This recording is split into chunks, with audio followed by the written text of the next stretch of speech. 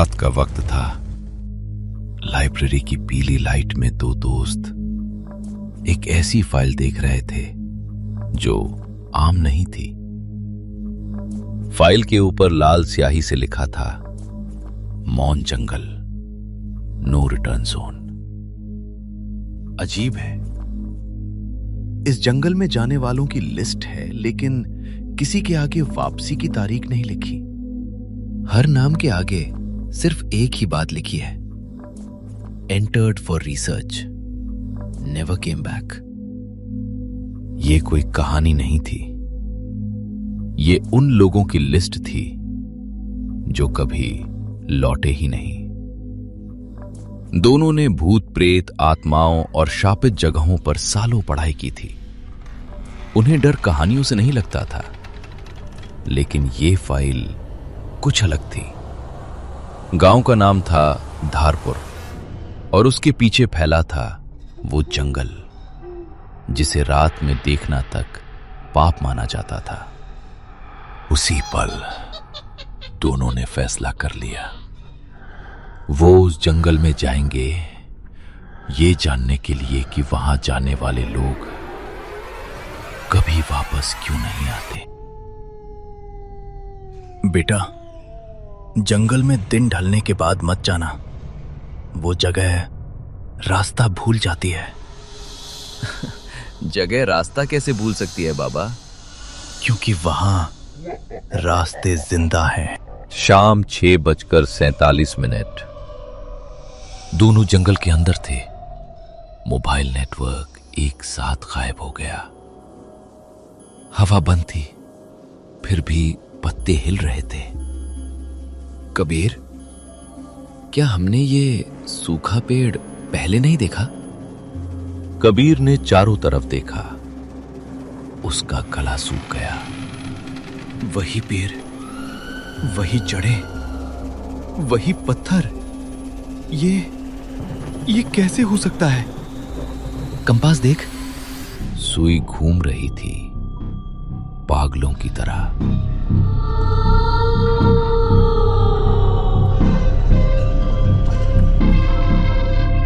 गलत रास्ता चुन लिया। आरव और कबीर एक दूसरे को देखने लगे।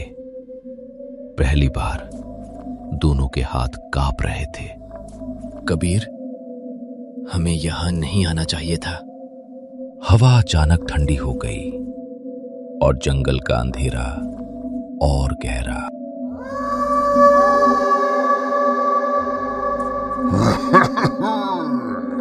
हंसी की आवाज खत्म हुई, लेकिन उसका असर आरव और कबीर के दिमाग में गूंजता रहा। चारों तरफ अंधेरा अब पहले से कहीं ज्यादा गाढ़ा लग रहा था, जैसे जंगल ने उन्हें देख लिया हो।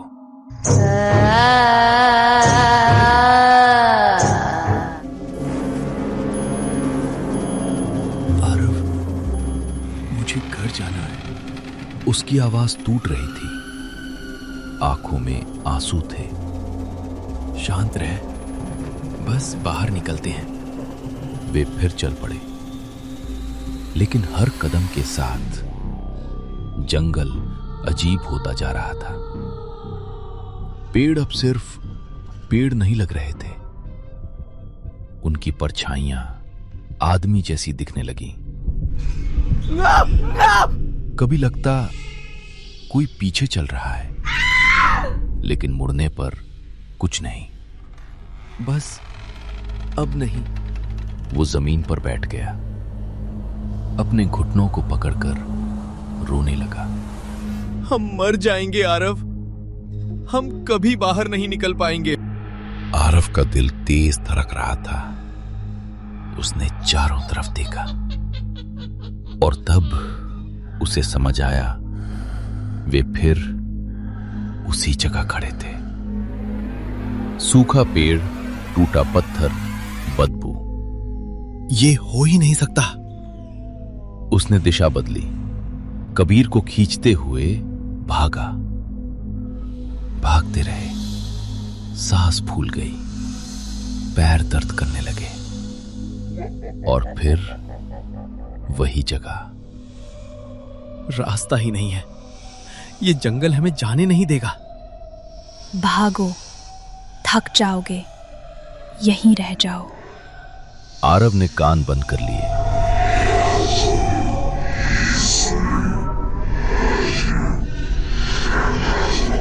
लेकिन आवाज दिमाग के अंदर गूंज रही थी।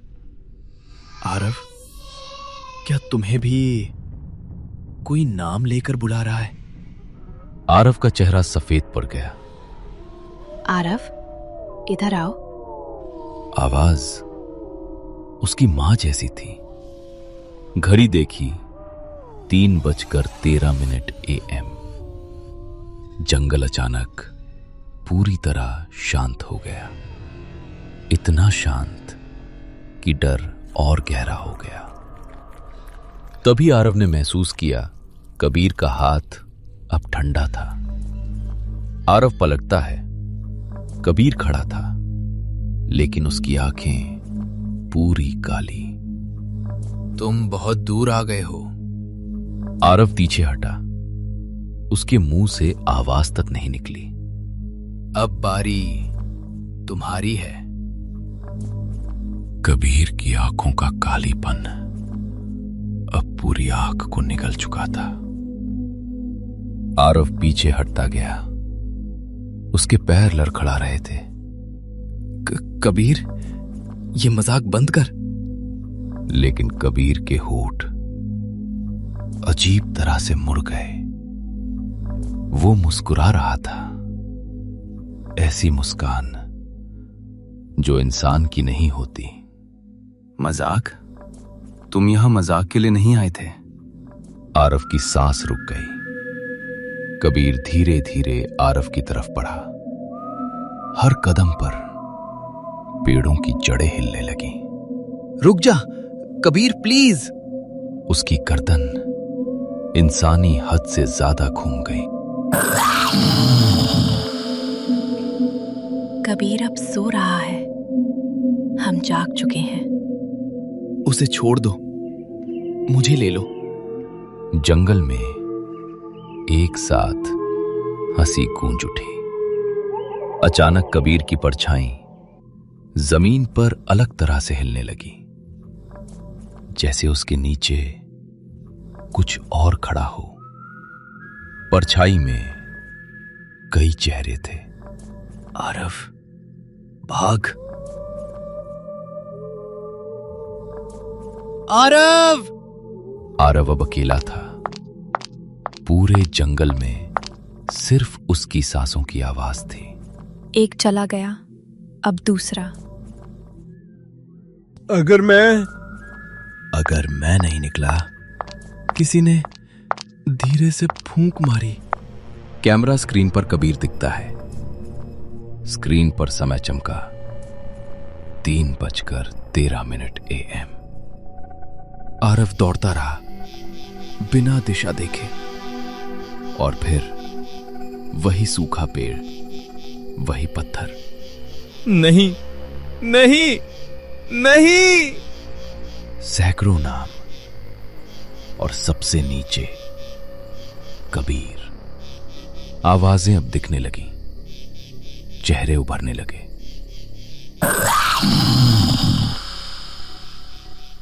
बस सो जाओ, थक गए हो। मैं जिंदा हूं, ये सच है।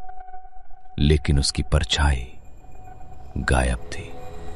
नियम सुन लो, पीछे मत देखना, नाम मत पुकारना, और जब रास्ता मिले दौड़ना नहीं। एक पतली पगडंडी दिखी। आरव, मैं यहीं हूं। उसका दिल चिल्ला रहा था, मत देखो।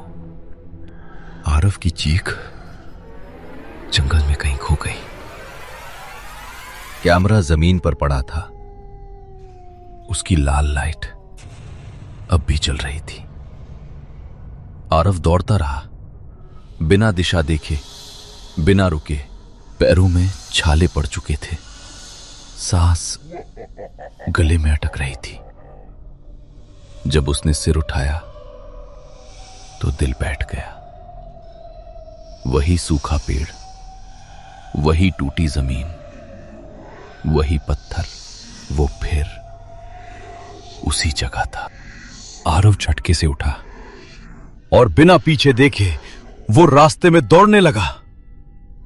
आरव की गर्दन अकड़ गई थी। कबीर की आवाज उसके कानों में जहर की तरह घुल रही थी। आरव, पीछे देखो, मैं अकेला हूं। उसके दिल की धड़कन इतनी तेज थी कि सीने में दर्द होने लगा। जंगल का आखिरी नियम उसके दिमाग में गूंजा। पीछे मत देखना। आरव ने आंखें बंद कर ली और लड़खड़ाते कदमों से उस पतली पगडंडी पर चल पड़ा। कुछ ही कदम बाद उसने देखा, आरव की नजर एक पेड़ के पास गई।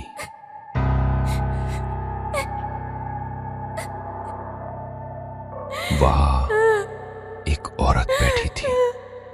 उसका सिर झुका हुआ था और वो रो रही थी। कौन हो तुम? इतनी रात जंगल में क्या कर रही हो और रो क्यों रही हो? औरत ने धीरे धीरे सिर उठाया। बाबू, मैं पास के गांव में रहती हूँ। लकड़ी लेने जंगल आई थी, लेकिन बाहर जाने का रास्ता मिल ही नहीं रहा।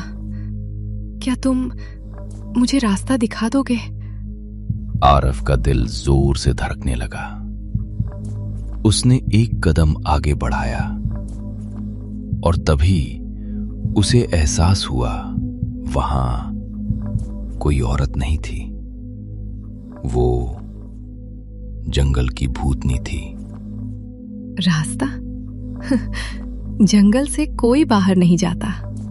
आरव पीछे हटने लगा, लेकिन अब बहुत देर हो चुकी थी। भूतनी ने धीरे धीरे आरव की तरफ हाथ बढ़ाया। उसकी उंगलियां बस छूने ही वाली थीं। आओ बाबू, मेरे पास आओ। लेकिन तभी एक जोरदार झटका लगा।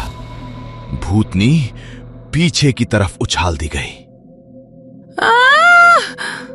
क्योंकि आरव के हाथ में ओम से बंधा हुआ चूड़ा था। चूड़े से तेज झटका निकला। भूतनी उसे छू भी नहीं पाई। ये क्या था? आरव ने एक पल भी नहीं सोचा।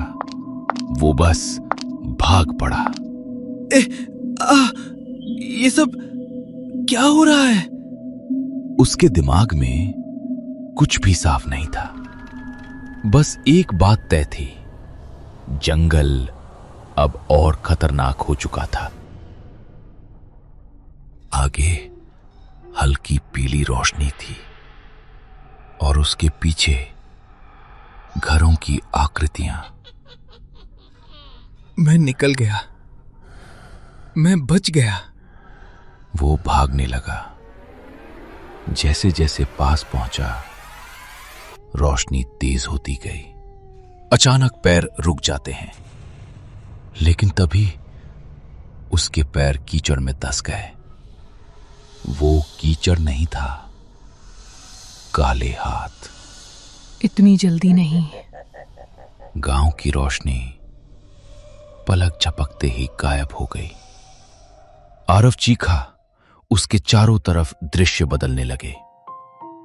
कभी वो अपने घर में था, मां उसे आवाज दे रही थी। आरव? अचानक आरव के सामने कबीर खड़ा था। हम दोनों यहीं रहेंगे। अचानक जंगल की हवा बदल गई। एक पल में सन्नाटा भयानक आंधी तूफान में बदल गया। पेड़ झुकने लगे, आसमान गरज उठा और जंगल के हर कोने से चीखों जैसी आवाजें आने लगी। धुंध के बीच कई चेहरे उभर आए, टेढ़े, टूटे, पीड़ा से भरे चेहरे।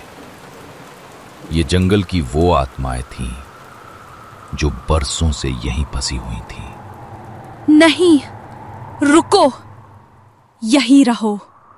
सारी आत्माएं एक साथ आरव की तरफ बढ़ने लगी। मुझे जाने दो। आरव का शरीर कांप रहा था, लेकिन तभी उसका हाथ कलाई पर बंधे चूड़े तक पहुंचा। ओम से बंधा चूड़ा। आरव ने चूड़ा उतारा और पूरी ताकत से जंगल में फेंक दिया। चूड़ा जमीन से टकराया और उसी पल एक दिव्य रोशनी फूट पड़ी। रोशनी इतनी तेज थी कि अंधेरा पीछे हटने लगा। सारी आत्माएं एक साथ चीख उठी। वो तड़प रही थीं जैसे बरसों का दर्द एक साथ निकल रहा हो। कुछ ही पलों में उनकी आवाजें धीमी पड़ गईं और फिर सब शांत हो गया। आंधी थम गई, हवा रुक गई। अगले ही पल आरव को जोर का झटका लगा और वो जंगल के बाहर जा गिरा। जब उसने आंखें खोली तो सुबह हो चुकी थी। गांव में भी उजाला था और जंगल में भी, लेकिन अब जंगल बदल चुका था। जो जंगल कभी भूतिया था, अब हरा भरा, सुंदर और शांत था। अब वहां कोई आत्मा नहीं थी। सबकी मुक्ति हो चुकी थी।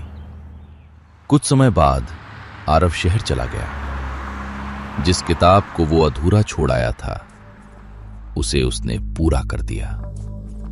लेकिन अपने दोस्त को, कबीर को, वो कभी भूल नहीं पाया, क्योंकि कुछ कहानियां किताबों में पूरी होती हैं, पर दिल में हमेशा अधूरी रह जाती हैं।